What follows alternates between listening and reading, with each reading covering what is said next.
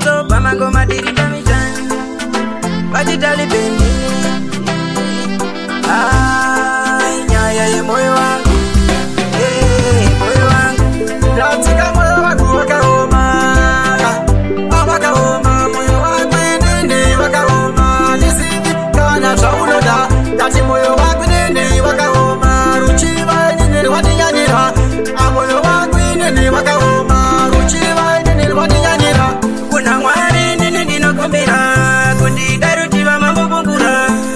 Mwari baba ndatabura Neruchiva nini rwandi wandira Kungona vanatanya ndotasonya Dayari wangu baikinya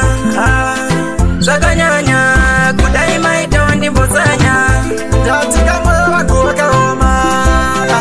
Wakaoma moyo wangu nini wakaoma Nisiki kana chauloda Dati moyo wangu nini wakaoma Ruchiva nini wadinyanyira Moyo wangu nini wakaoma Ruchiva nini wadinyanyira Washuti bande wana ndechecharira Mufamba nini ndechecharira Wakawada dati semarara Apana kana bandosarira Wakawada nini ndechecharira Takandaka ye paene darangarira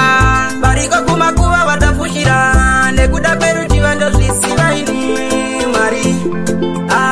Kudai mandirekerera umari Mandikanganira umari Shaini ndamosi yao Datika moyo wangu wakaoma Wakaoma moyo wangu nini wakaoma Nisiki kana chauloda Dati moyo wangu nini wakaoma Ruchiva nini wadinyanyira Moyo wangu nini wakaoma Ruchiva nini wadinyanyira Nangu siso waririnde tawiri ujingi wandinao Isai mandiri Jandinoda zibarenyo pandiri Danzi wakudenga uya pandiri Mwari wakudenga uya igo pandiri Laweyo baba imindaro mandiri Papandiri siva muya kaviri Mandiri nimi pindai che mandiri Datika moyo wangu wakaoma Wakaoma moyo wangu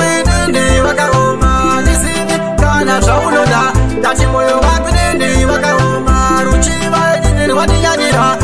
Moyo wangu nini wakaoma Ruchiva nini wadinyanyira Kuna mwari nini ninokumbira